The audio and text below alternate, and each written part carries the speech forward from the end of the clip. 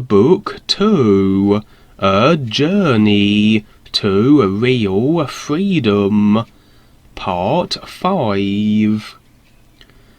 There were roaring surges of thunder that kept crashing all about the house, from one side to the other.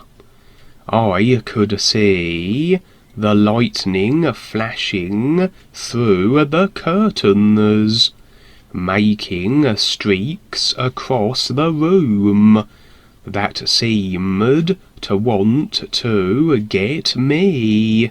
I immediately pulled the covers over my head in a silly panic. I could feel my whole body continue to shake and quiver.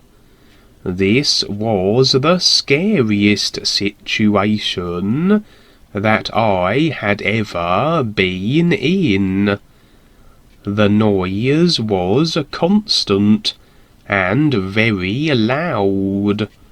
For the first time, I felt really trapped by this physical world. This place was no longer a fun place to be, but more like a horrifying nightmare. The storms in the north can get really big sometimes. I was so scared, really scared. I continued to hide under my blanket as the noise from the storm raged on. My legs were shaking, and my little body was sweating. The thunder was really loud and non-stop.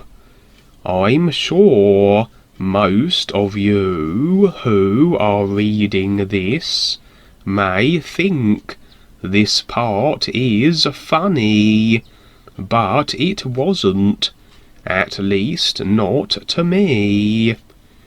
Grandma finally came in from the other room and brought me some cookies to comfort me. "Where's little Duane?" she asked in a funny voice, as she liked to play with me and be goofy at times. "I know you are in here somewhere hiding. Come out, wherever you are. I have some goodies." I knew she knew where I was, and so I slowly pulled back the covers and sat up. The loud thunder still continued on, but I felt so much better that she was here with me. I was so fixed on my body's reaction that I totally forgot the experience with Gopal Daz and the horse I left in the other world of my dreams. "There you are! Look what I have for you! This will make all of this noise a lot more fun," she said, with a smile and a little giggle. "I don't think so, lady," I thought. but I was willing to stand the noise, to have some of her homemade cookies. They were always great.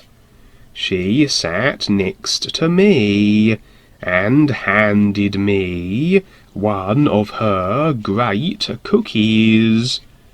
"Thank you, Grandma. I just love your cookies, and I love you too," I said in my garbled little voice as I ate one.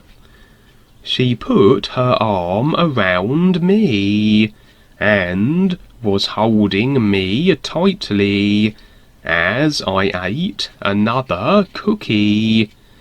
"Don't be scared, Duane," she said. "It's only the old big guy upstairs, rearranging his furniture around in his big castle." With my little 2.5-year-old voice, I said to her, "What old big guy, Grandma, and what is a castle?" She smiled and then looked at me over the rims of her glasses and said, "The big guy that lives in the clouds. He takes care of everything and everyone. He lives in a really big castle that is hidden from our sight, because he likes his privacy," she said as she smiled. I began to wonder, with my little mind, what she was talking about. All kinds of images seemed to come to me regarding what she had said. I didn't know what to really think, but I wanted to know more. "Have you ever seen the old big guy, Grandma?" I had to ask. She didn't answer right away, but rubbed her chin a bit. I was waiting to hear what she had to say with great expectation. "No one can see him, Duane. He is so well hidden from everyone. Even those who are worshippers and pray to him have not seen him," she said with a mystery to her voice. "The worshippers and those who pray. Now who are they? There seems to be a lot of people involved in all of this," I thought. "I just want to know about the old noisy guy for now, because I am too little to know too much." My little self was very intrigued about what she was telling me. At my age, I was not aware enough to understand that she was having fun with me. Her story about someone up in the sky and doing funny things sounded like fun to me, but I didn't have enough experience in this body as of yet to understand what was really going on. Grandma was very clever. Either she was in with the old big guy, or she really knew nothing and just wanted me to feel better about all the noise. Either way, it didn't matter to me, because I really didn't know anything anyhow. I ate the cookies and just sat there with her, wondering what the old big guy looked like. I imagined he was big and mean and liked to throw his furniture around a bit, and maybe even ate little kids for something to do. That's a good one, I thought, as I laughed to myself. I don't think Grandma really knew the interesting concept she had come up with.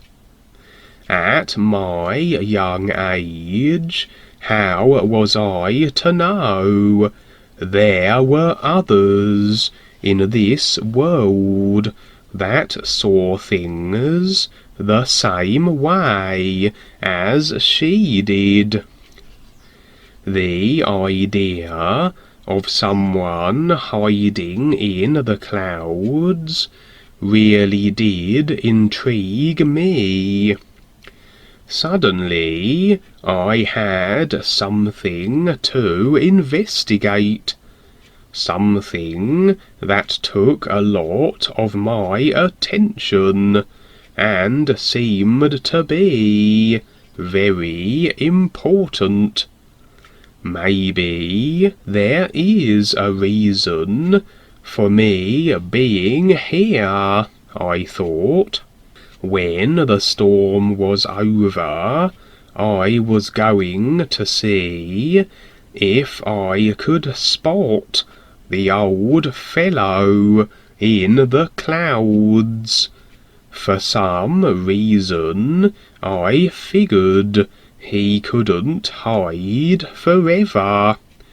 And if he was as big as Grandma said, which I was trying to imagine how big that was, I'm sure I would be able to spot him.